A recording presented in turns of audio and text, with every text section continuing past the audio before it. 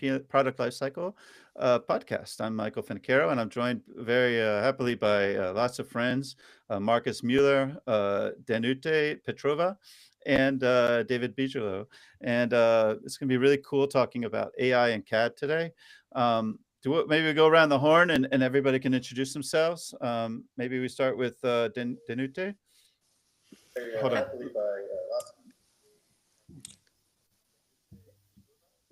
Voila. Now it's good. Okay, hello. My name is Danute Petrova Nikolova. I'm actually a mechanical design engineer. I work in the field of probes for electronic measurements for more than 12 years already. Before that, I was doing different stuff.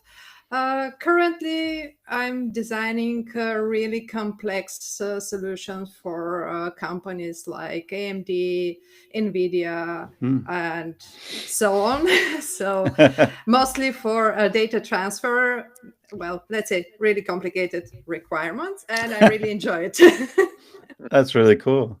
How about you, Marcus? So, my name is Marcus Müller. I'm located in Germany, in the Black Forest. It's a place to live, and I'm an engineer for over years. So, 1993, I started engineer with 2D CAD system, and we are changing over 1999 to SolidEdge as 3.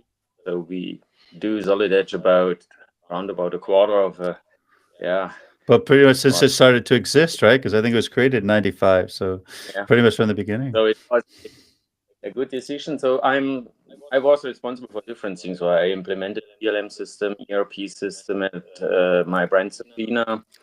And I'm also head of design department. I'm specialist for design development and spindle technology. And we are our brand, we are doing all the machines for super finishing, so making raceways from bearings and so on, and also all the stuff around crankshafts, but this is an old thing we do.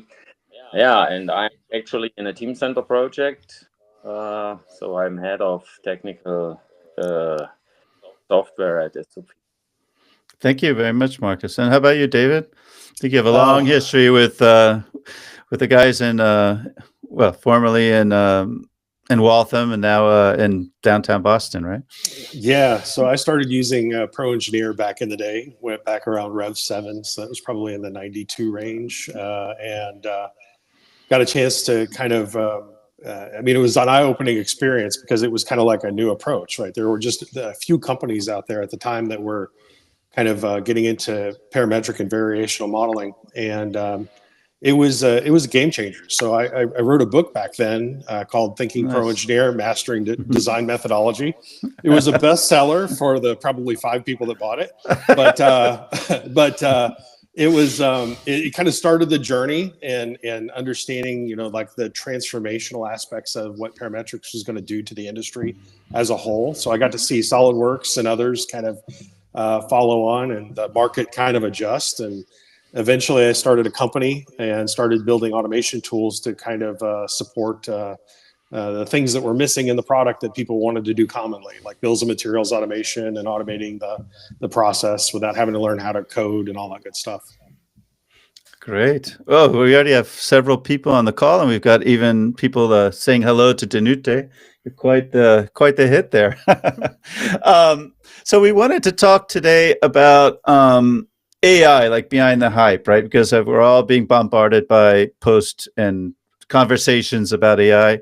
On one hand, I wanted to talk about you guys as mature engineers and professionals in your field in terms of using AI, but for the younger people that might be joining, I would also have an angle on the things they should be doing so that they don't get their jobs stolen by an AI, right? Sure.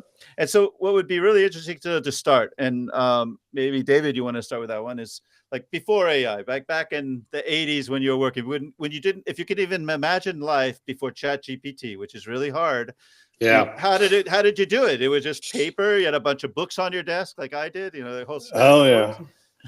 So I was thinking about that question over the last week, and it really came down to 4 categories. It was like, okay, the days before AI was around, standards were important, manual research and kind of connecting with tribal knowledge was another key factor in the daily work.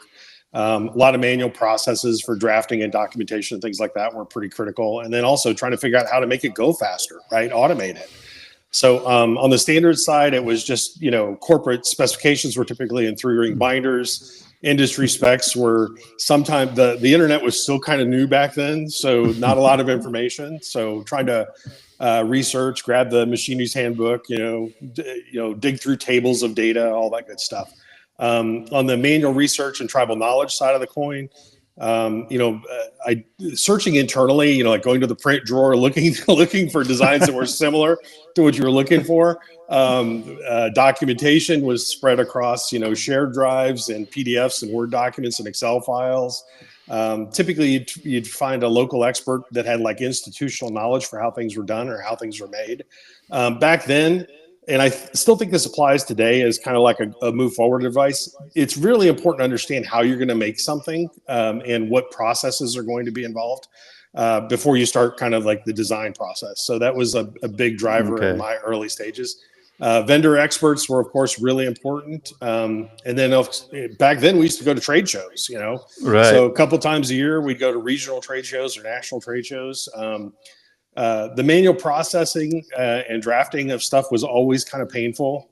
So in Creo, we had a little bit more structured relationships between parts and drawings and assembly of drawings. So if you planned for the drawing, you could actually get, some productivity. That was one of the big selling points back then. So we'd start with the intent of what we wanted to inspect and view on the drawings and kind of work backwards to marry that with the design intent. But the big problem we always struggled with that was the modeling of the dimensions and the control of the geometry relative to how it was presented on the drawing, right? Right. So inspection and tolerancing and things like that was always a secondary thing. On the automation side of the coin, back then we used to just kind of use map keys and trail files to kind of get the benefits of stuff. Oh my God, trail files! I remember those. Yeah, and then we did look for commercial products. That was the thing, things that would save time. And then on the more extreme side of the coin, you did have APIs available to you, but that's a totally different skill set that most engineers don't have at their fingertips. Wow. So yeah, a lot to unpack there, but that's really cool. Danute, what about you? What was your experience before ChatGPT? So don't be confused by my age. Actually, I did also manual drafting in school. I found it cool, but I wouldn't like to work like this. Actually, the funny thing is SolidWorks made a 30 years anniversary this year. So I had a chance really to work with the first SolidWorks on 3D experience. That was, I would say, extremely hard as minimum and very, very, very slow process. When we talk about AI, everybody are thinking for shiny things like ChatGPT, creating 3D models, creating images, creating work because of you. But it's not just that. We have the smart features in the software. We have the predictive behavior, all these small things that actually make our workflow really fast. Really, really fast compared even to 10 years ago, not talking to the years before all this stuff came into the play. And the idea is it's your assistant. Okay, it's artificial intelligence, but actually it's assistant. It assists you do your job faster. And it does make a change, a really huge one even now. Of course, there are a lot of things that I would wish to have in my list for the future. But maybe this will we'll be get later. to those later. Yeah. Yeah. But how were you working before? Like, was it basically paper and talking to the previous generation, or? Well, I was doing a lot of equations in my models. That was as a minimum, and there was a lot of manual work in the drawings. And still, the drawings are most painful part that I'm doing, but we need them. We need them to prove the model at the end. And before AI, it was taking really a lot of time, and you have to do literally all manually. Put the dimension, put the tolerancing. Now you can include it in your model, and it will pop up automatically in the drawing. And when you change the model, the drawing is changing. This is saving a lot of headaches and actually errors in the production process. Very cool. How about you, Marcus? What was your experience before the ChatGPT revolution? My experience was on the school or time of studying. We have all the paper and you have to scratch it with a knife. So if you made all these stuff, this painting stuff to do, but it works. And then I changed over to Bisalba, a big weighting company, and they have a 3D 2.5 system, D system that was nice to have. So that was the first step. So you can have a look on an ISO view, but only the ISO view. You can show it as ISO, and then you have to go to the 3 dimensions, 3 visions as well. Then yes, I came over to Sofina. We have a 2D system, and we have all these stuff. So we have plotters and all these bunch of sheets in these maps are hanging on shelves and so on. And then we get a customer, and the customer asking for a FEM analysis from a part. So he did not trust what we have designed. And then was the first step when I'm thinking about how to do that. How can we do that? You have no chance to do it with paper.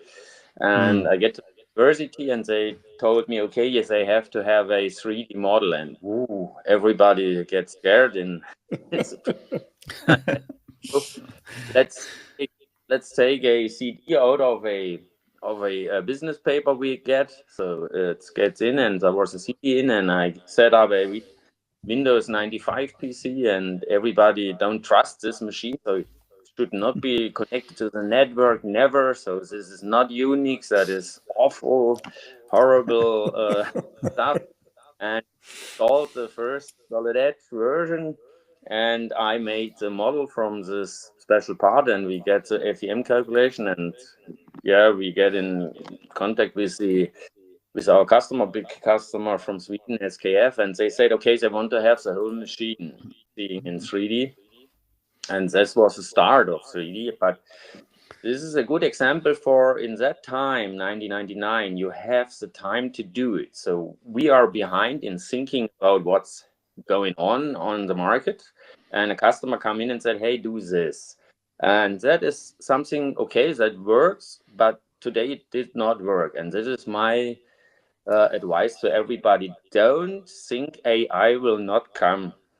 So if you are waiting, if the customer come in and say, hey, why don't you use AI for this, that, or that, therefore, so it's too late. So therefore, always be open. So in the past, also the direct modeling is changing our whole process at Sofina. So we are rid of all these other stuff. So we don't have measurements in the models anymore, only for PMIs to get measurements on a draft, but we don't have all this other stuff anymore. So this is my view from the past. Thank you, Marcus. That's really interesting. I mean, our job as mechanical engineers has evolved so much over these last decades, and even accelerated in these last periods of time. So I'm thinking, like, if we look back at, like, even 3 years ago, 2022, ChatGPT arrives, ChatGPT 3, the first real ChatGPT, the first LLM, and it's not inside of SolidWorks or Solid Edge or Creo yet. It's still something else. So, like, what were your first steps as an engineer, not just as a person, but as an engineer? What were the first things you were doing, and what was your first impressions of AI? Did you have an epiphany, say, "Oh my God, this is going to change everything," or like, just like, so let's start with you, Danute. Like, when you first started using ChatGPT before it was inside SolidWorks, what did you feel about it? How did you think it was going to change your life as a mechanical engineer, a designer? Actually, the funny thing is that I used ChatGPT particularly for my work for first time this year.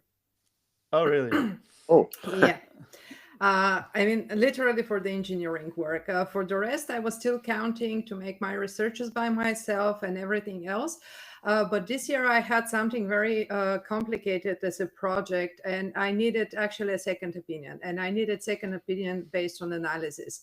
And this is when I literally made a screenshot of the design and give it to ChatGPT and ask him for his opinion for this shape and how it will react. The funny thing is, first time it said it's great.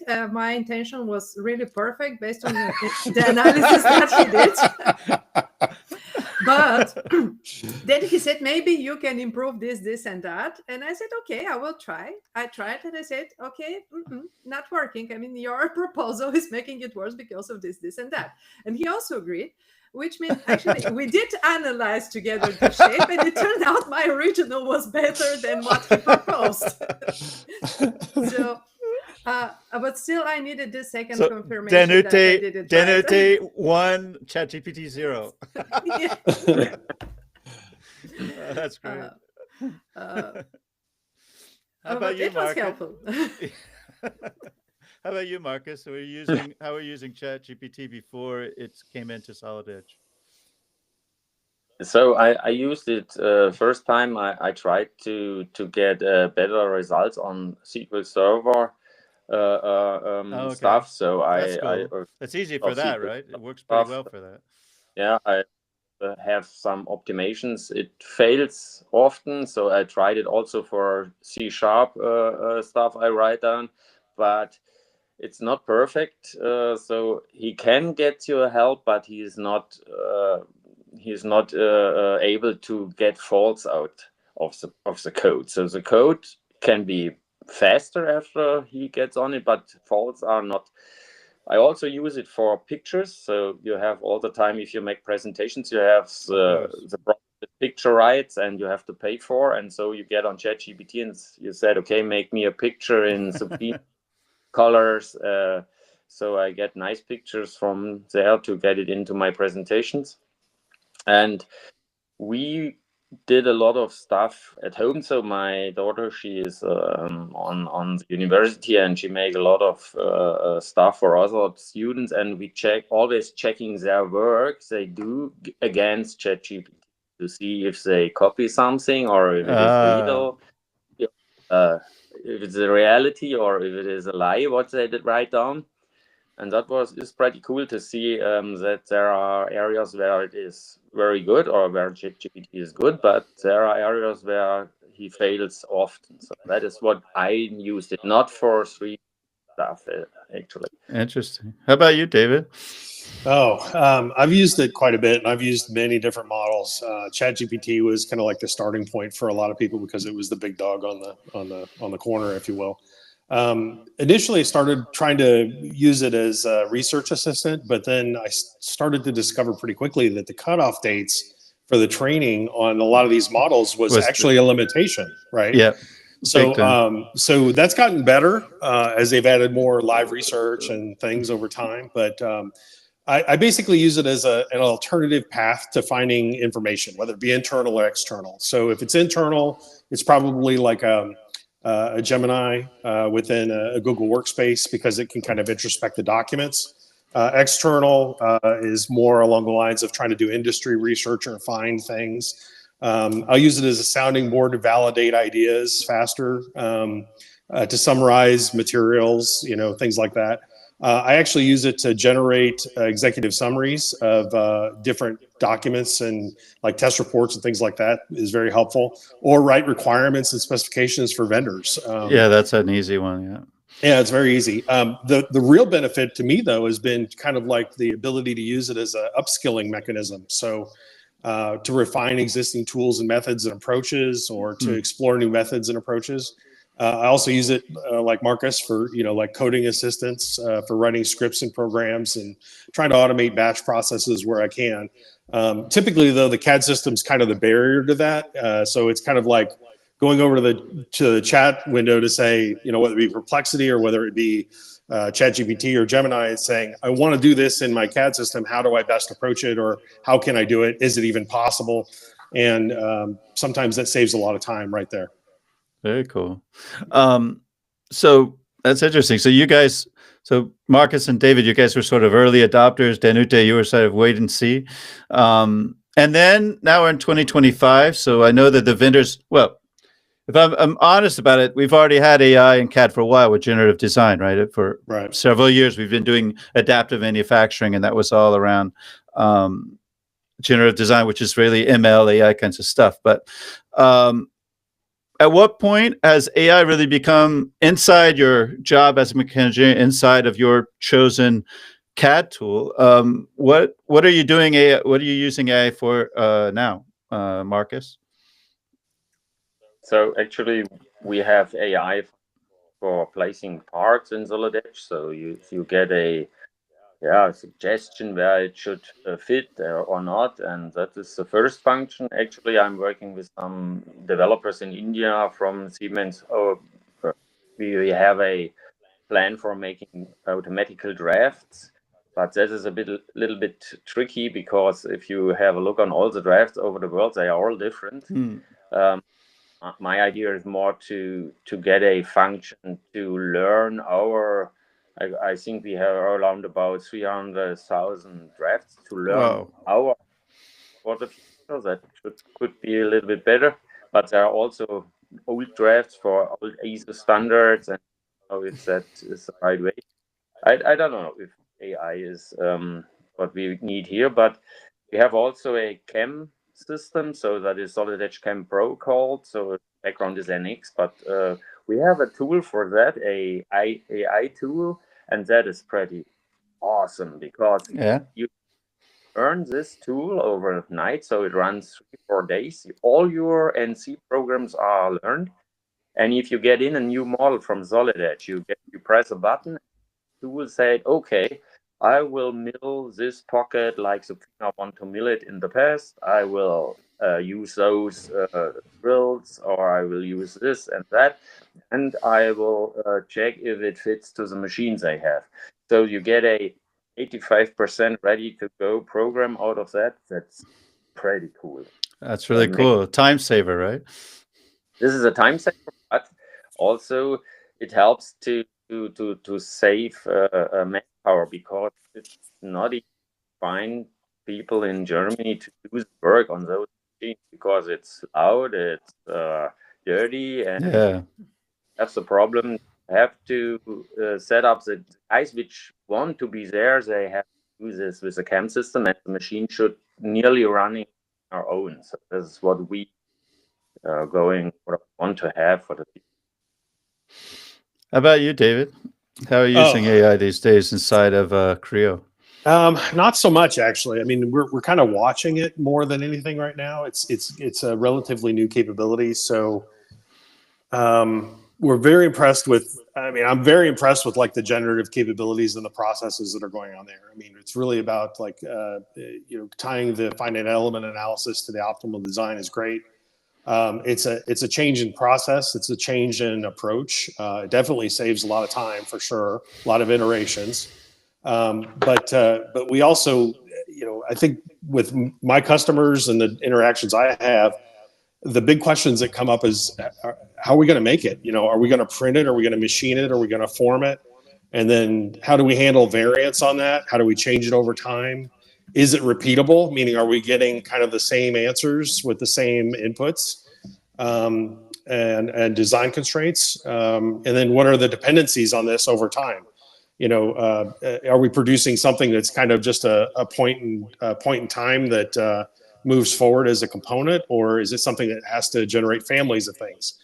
And then also, where is it running? Some of the generative design tools, I mean, they need proper equipment to run, GPUs and so on and so forth. And if you're going to be doing like larger design of experiments type stuff, you need more horsepower. So that typically runs to the cloud for a lot of that stuff.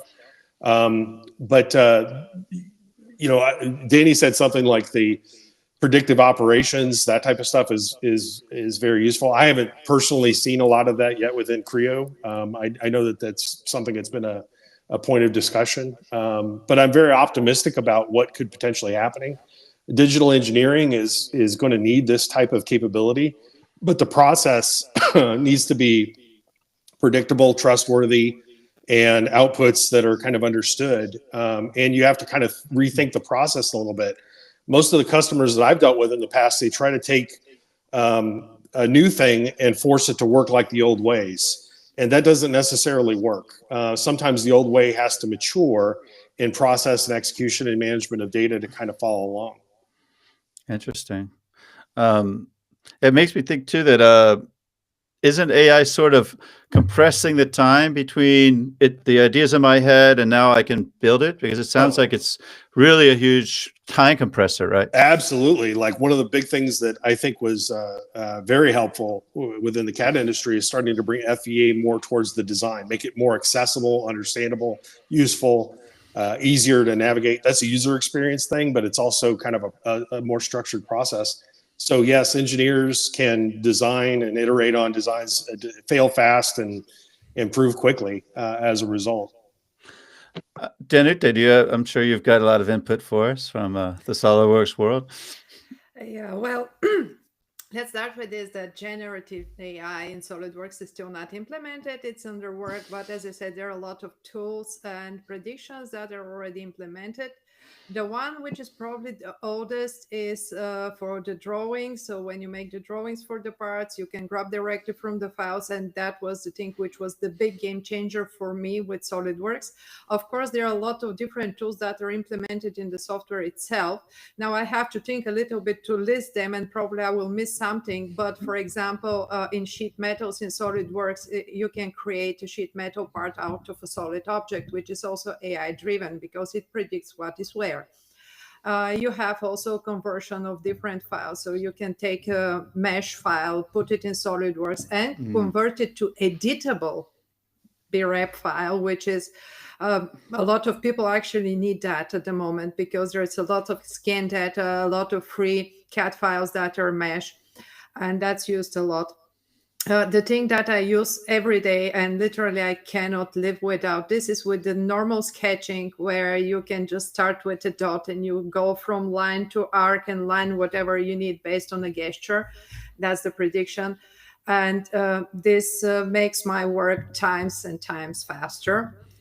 And smart mates in assemblies for the tools, like for bolts and screws, you have also automatic process that will detect the holes and will place whatever you need there. And these are also, well, this with the tools is not working perfectly. I would say updating, it's a bit clumsy, but it's still a great tool if you have hundreds of bolts in assembly.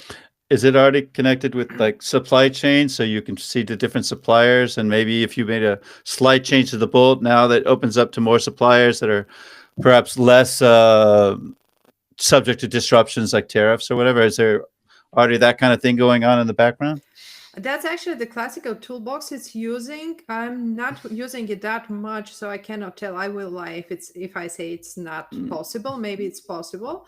I know that I have another option. I can look for parts now with the 3D Experience platform. I can look for supplied parts. I mean, not only bolts, Right. different parts, and put them directly from the cloud inside my model, which was really great addition. Something they still work on, and it's not working perfectly because the search is not so easy for 3D models. So there actually is a question. Thank you, Suresh. Suresh asks, given the convergence of MCAD and AI, who are the primary target users for the new tools, especially considering that they're mechanical engineers with limited AI knowledge? Who wants to take a shot at that one? So I think from my point of view, what Danuta told, that these are base functions. So I don't think that's really AI though.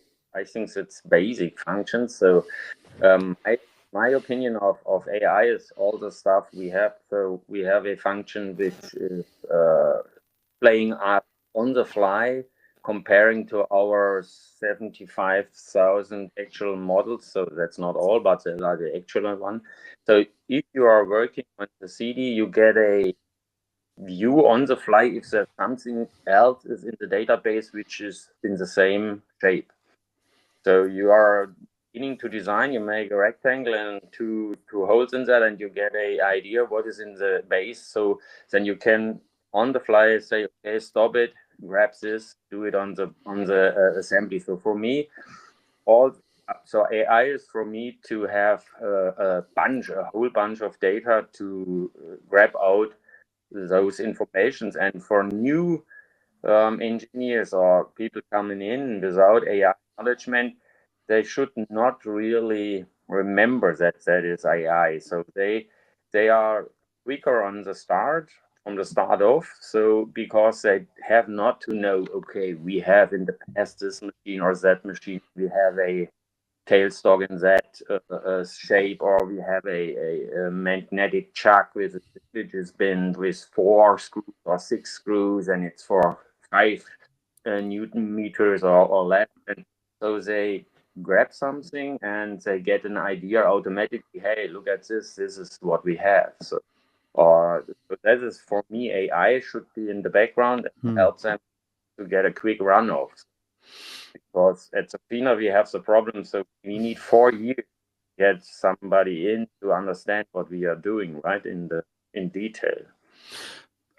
I want to ask, I've got a follow-up to that one for David, which is that, there's a rather large generation of engineers that are going to retire, right? And shouldn't AI be one of those ways of capturing that knowledge, that really hardcore, extremely important knowledge, in order that when those people are gone, that the factory doesn't stop and we can't design anymore because, well, I never did that and I don't know how to do that, and that does, it's an opportunity for AI in order to capture that knowledge for the next generation, right? Yeah, totally. Data is going to be needed for that, though. It's not just going to kind of impart itself. So you have to be able to kind of build up a knowledge base of information and a history of why decisions were made, what got produced. You've got triggers like we made it, we produced 1 million parts of it. That's a good data point, right?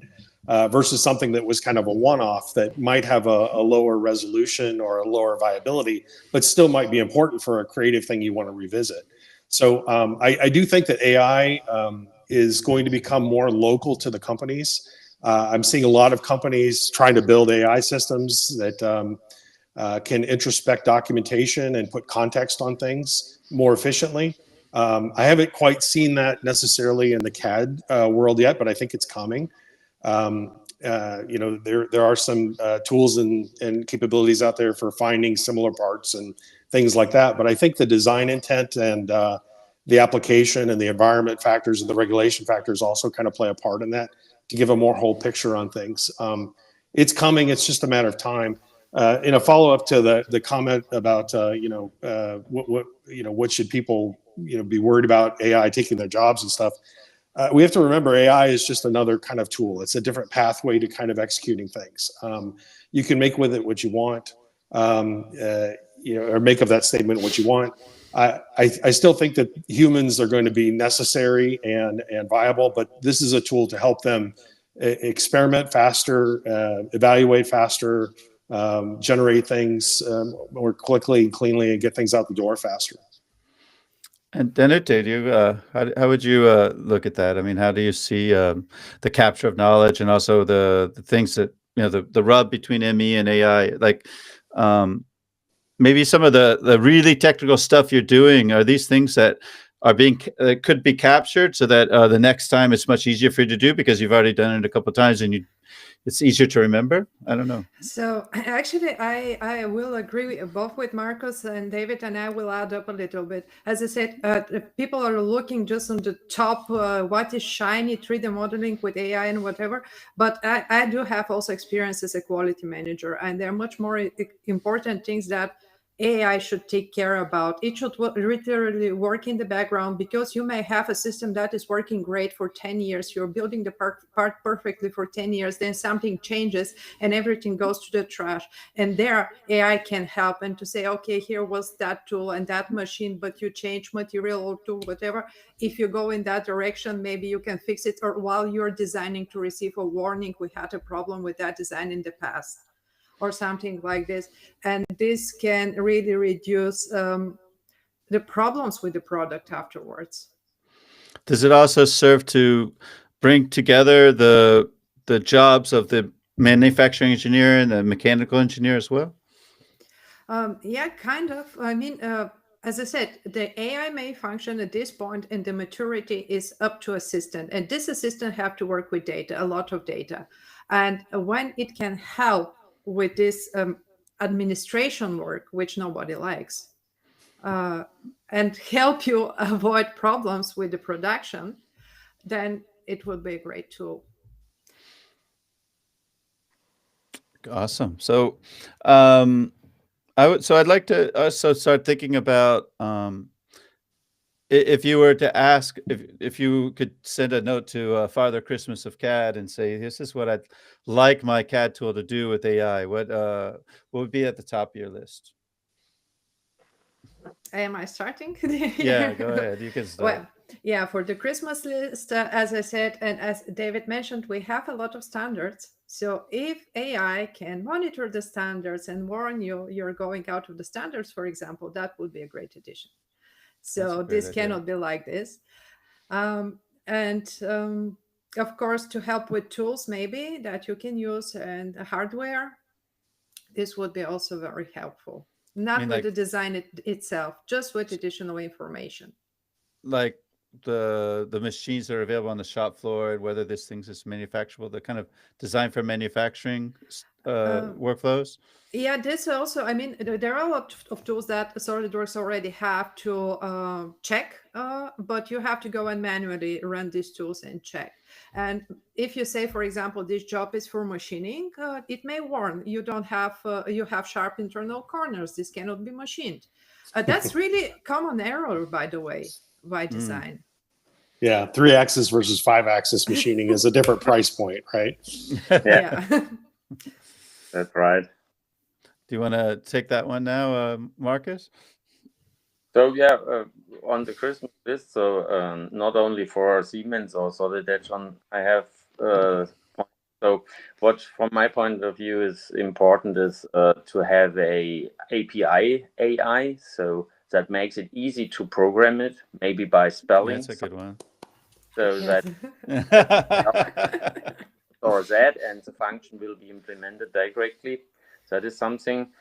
And also check against the whole model base, against failures, so no well-known failures. So from my point of view, I want to have more information connected to Team Center from the quality management. Also, okay.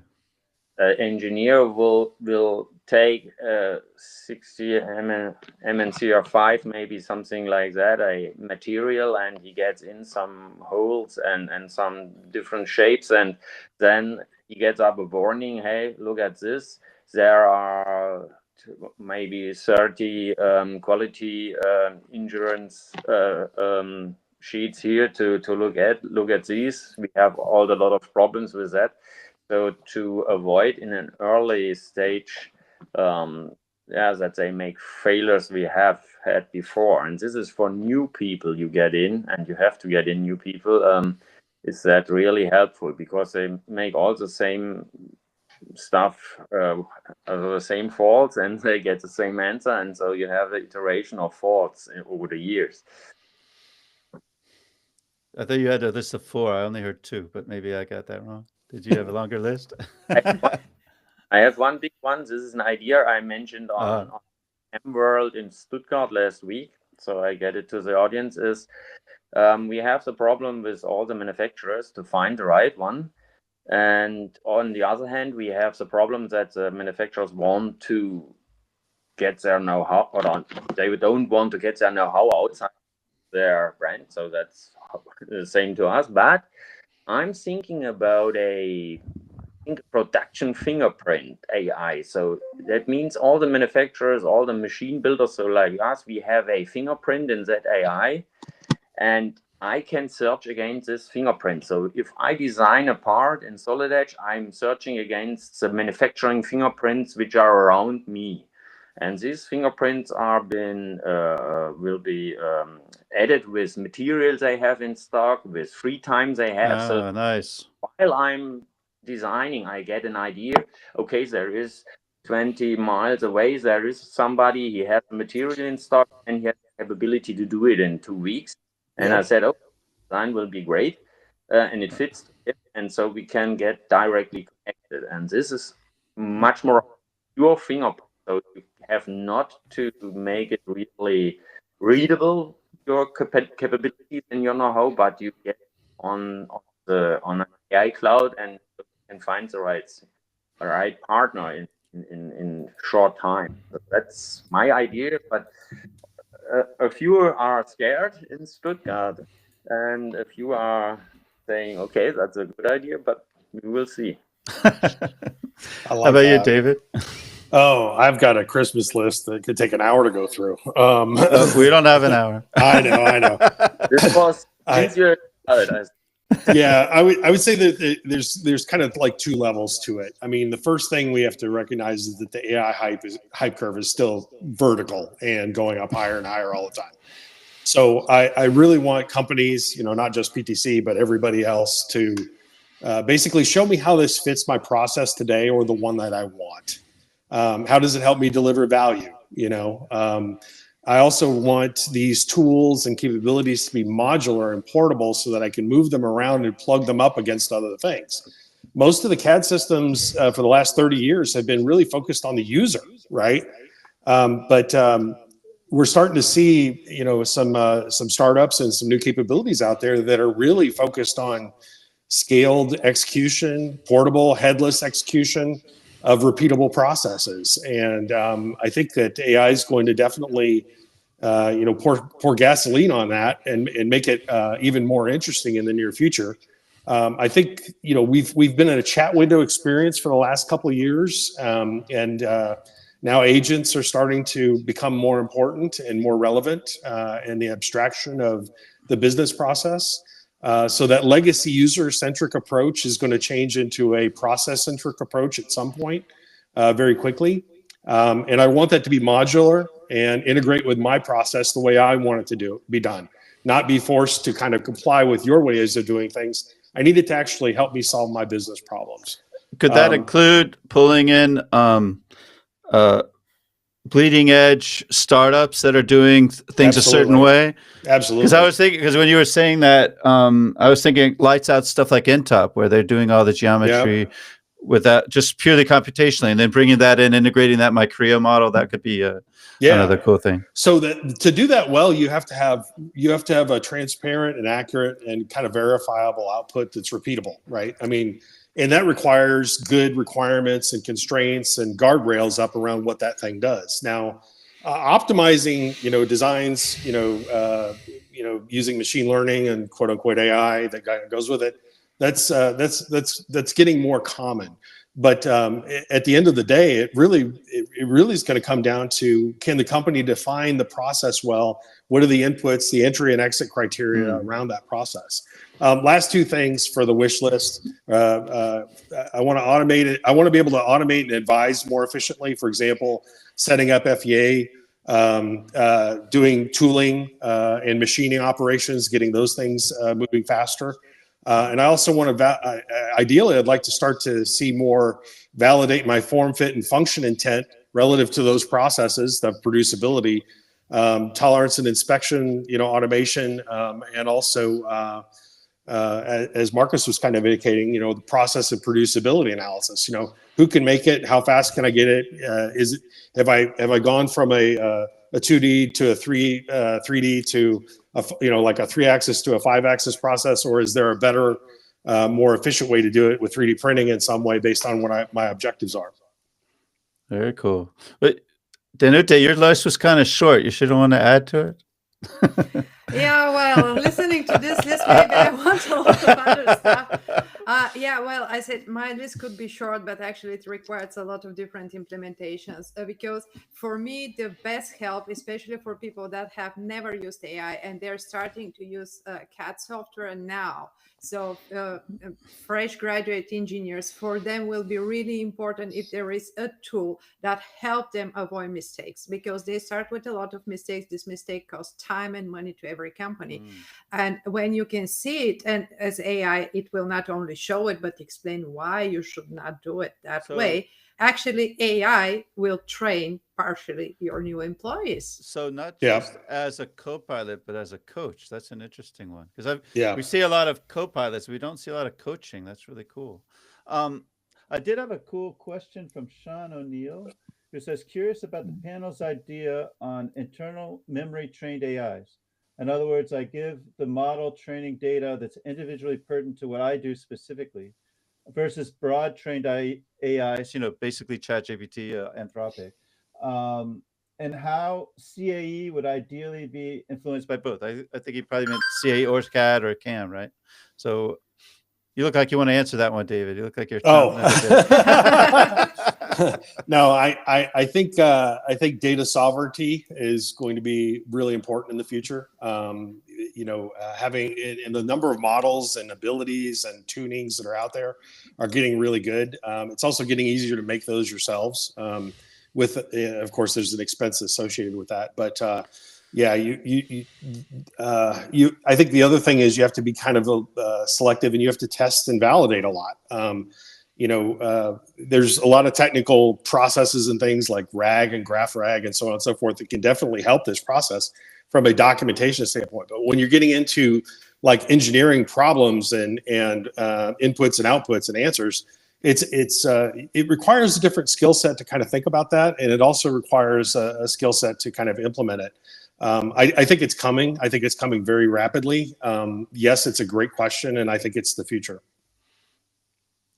Danute or Marcus, you guys want to jump in? I want me to ask a different one. I will jump. Sean is from my people, if you don't know. Okay. So actually, that's a really great question. And it's kind of related to my wish list.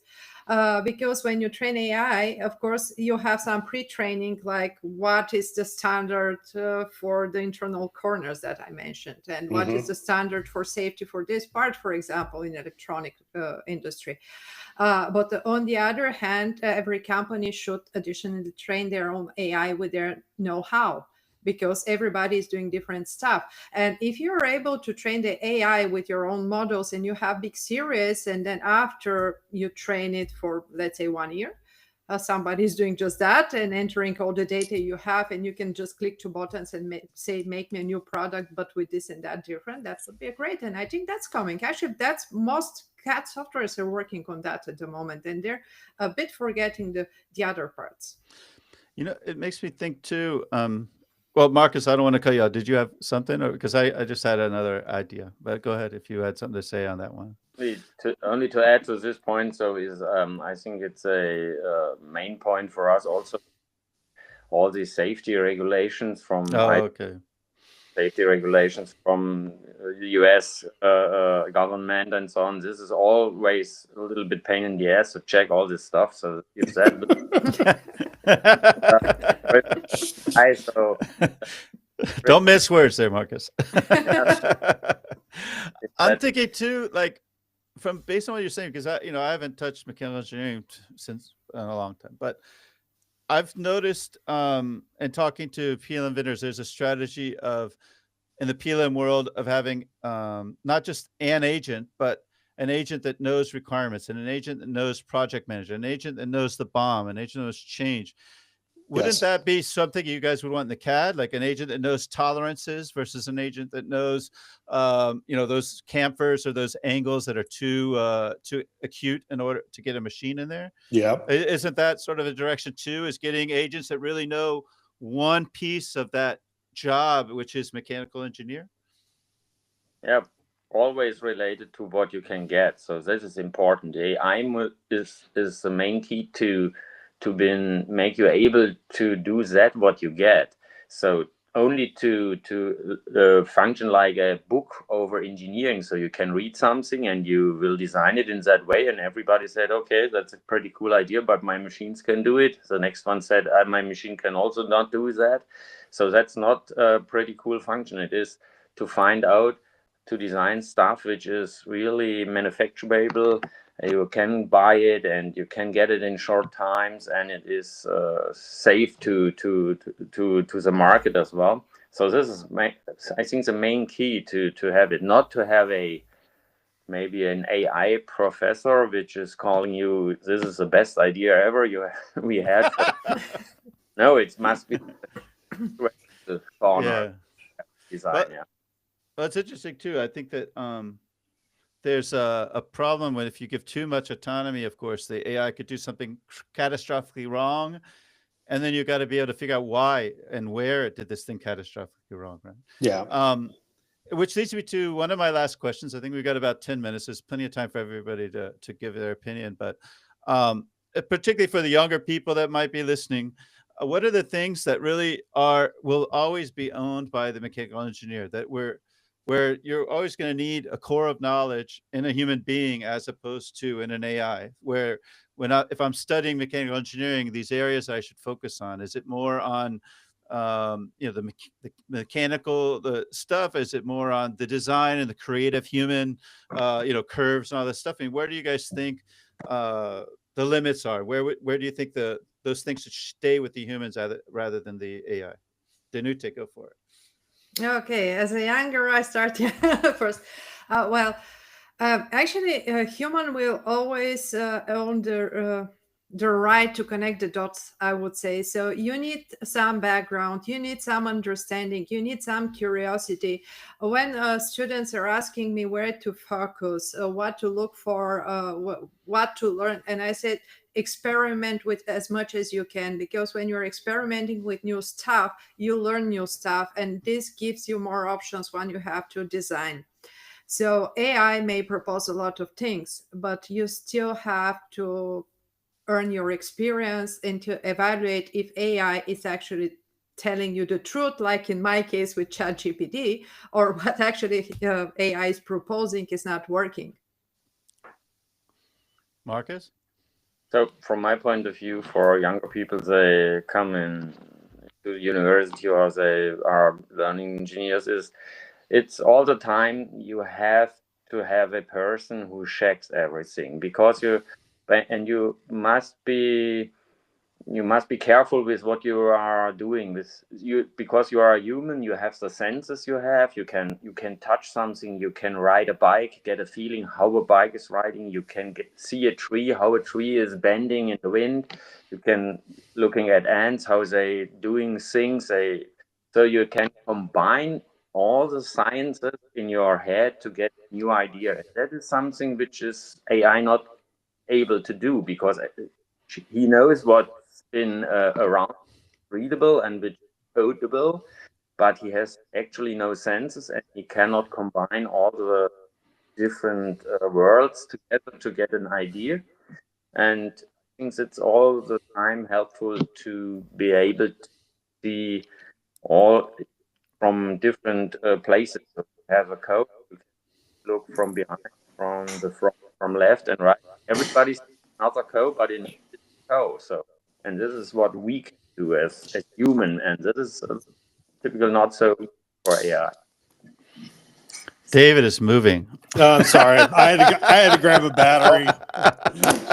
That's my bad. Hold on. So AI wouldn't be able to grab that battery. So that's good, right?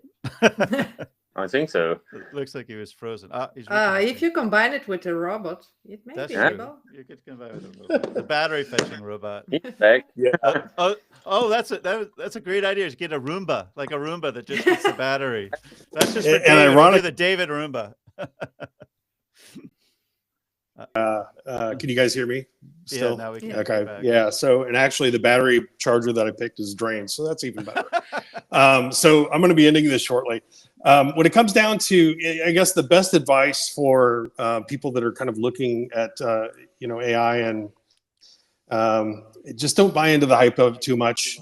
Be very skeptical about it. We have to recognize that it is a statistically predictive process. It is not going to be perfect every time. So it'll kind of get you in the zone. The best thing to do is to verify what it's producing. That does take time. It is really frustrating how off the road it can get at times. Context is really important. If you don't give it good context, you're going to get kind of some missed targets. And another thing with AI that you have to be very careful about is the length of the session that you're dealing with and the length of the context that's there. If you start to waver your discussion, the entire discussion may shift on you and you may not realize it. So it's something that I would approach with skepticism, and just be ready to verify and use it as something to embrace it in many ways, but just be skeptical about it and verify it before you go forward. Good advice. Sound advice. So we've got 3 more minutes. Why don't we do closing thoughts? So we'll start with David, then we'll do Marcus, and then Danute can give us some really killer ending. Go for it, David, before your battery dies. Yeah, before my battery dies. So yeah, I think that AI is going to have some pretty significant impacts on the business model of CAD and engineering over the next couple of years. I think one of the big fears I have is that the adoption, I think, is going to be somewhat problematic because most of the companies that I've worked with for the last 30 years, they typically lag on the implementation of innovation, right? They want something that they can trust for more than 6 months.